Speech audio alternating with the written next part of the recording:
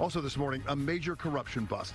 As many as 70 workers in the New York City Housing Authority, NYCHA, are accused of taking bribes in exchange for contracts. It was the largest single-day bribery takedown in the history of the U.S. Department of Justice. This morning, we talked to New York Congressman Ritchie Torres, who has introduced legislation now to force NYCHA to reveal more information about contracts and contractors. And good morning, everyone. I'm Bill Ritter. Welcome to Up Close.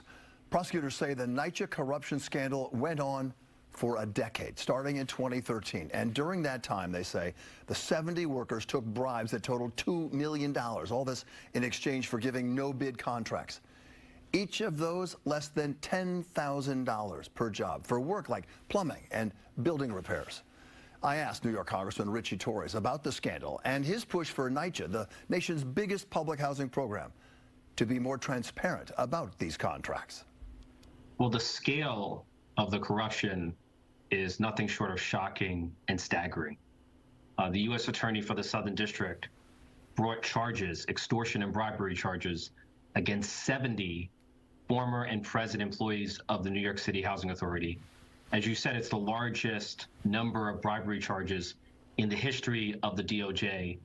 And I've been an advocate for public housing for more than 2 decades. It's the worst NYCHA scandal that I've ever seen.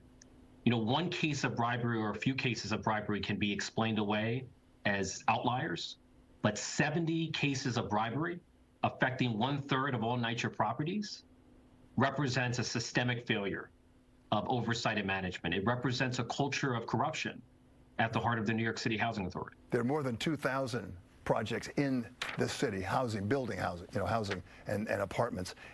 And so 1/3 of them participated in this. You know, we do, you know this, Ritchie, we do stories all the time, and they're so sad. People without gas, people without heat, people without running water. It's terrible, especially in the winter. But this is a new stage of terribleness, as far as most people are concerned. Look, there's nothing shocking about bribery in the New York City Housing Authority. What's shocking is the sheer breadth.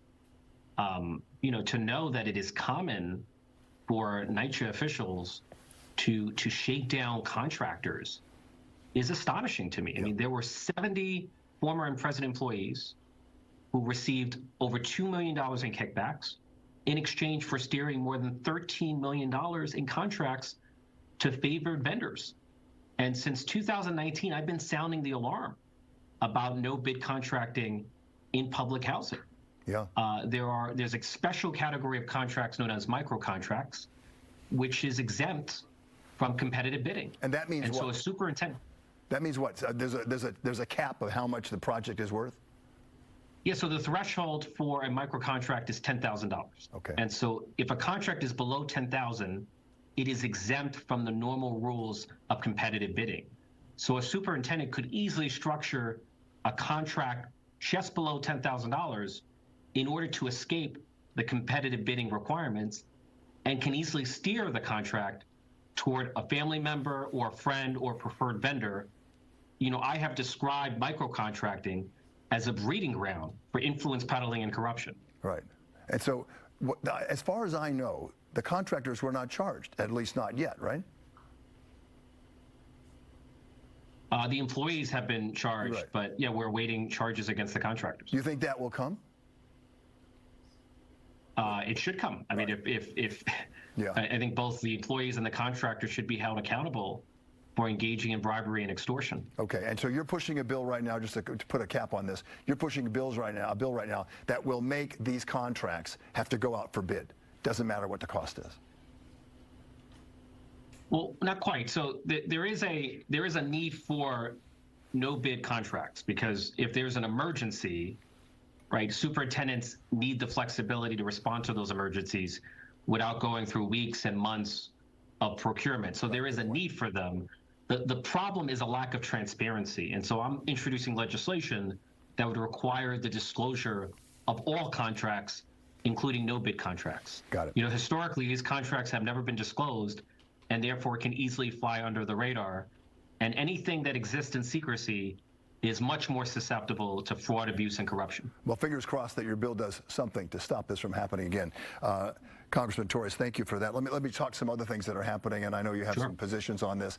It's been quite a week and 2 weeks in your House of Representatives in Washington. A new border program and immigration really changing it. And Republicans, you're a Democrat, Republicans have wanted this kind of bill specifically for a long, long time, and now they're not voting on what the Senate passed. I want to get your take on that and the role of former President Donald Trump in making this not come to order. Look, Washington, D.C. is fundamentally failing the American people. It's become embarrassingly dysfunctional.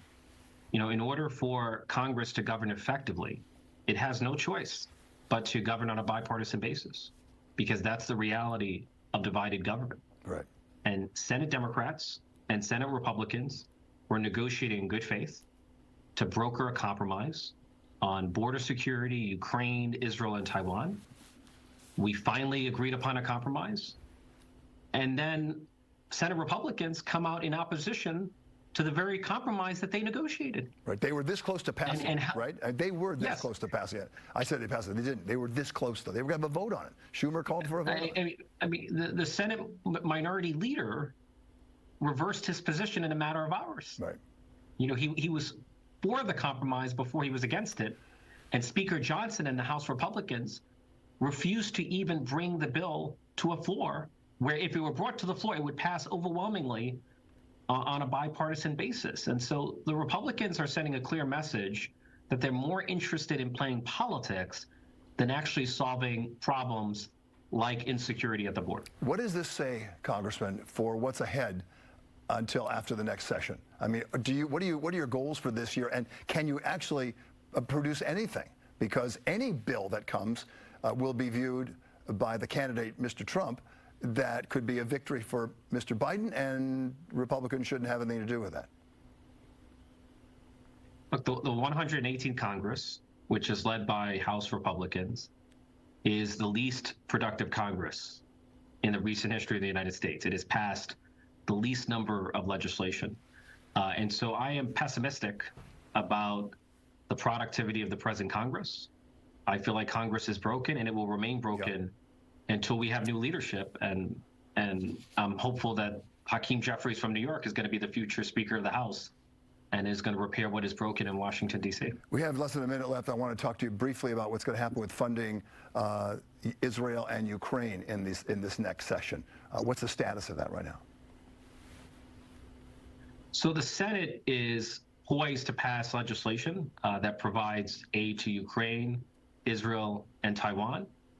And if Speaker Johnson brings it to the floor of the House, I'm confident that it would pass overwhelmingly on a bipartisan basis. Right now, the ball is going to be in the court of Speaker Johnson. Is he willing to bring the legislation to the floor for a vote? And the answer is he should, because our allies desperately need support. People have been in a position, you know this, final question. People have been in a position where they're taking sides, you know, either Palestinians or Israelis. Yeah. You don't hear a lot of people saying the side here is not these groups. The side here is stop the war, stop and have a ceasefire. What's your position on that part of it? Because you know much of the world wants that. Well, I think everyone supports an end to the war, right? And you know, there are two types of ceasefires. There's the type of ceasefire that would keep Hamas in power and keep the hostages in captivity. And then there's the type of ceasefire in which Hamas surrenders unconditionally and release the hostages. And I support a pro-hostage rather than a pro-Hamas ceasefire. That's my position. All right. Congressman Ritchie Torres, appreciate your appearance on Up Close again, and thank you for your insight, sir. Absolutely.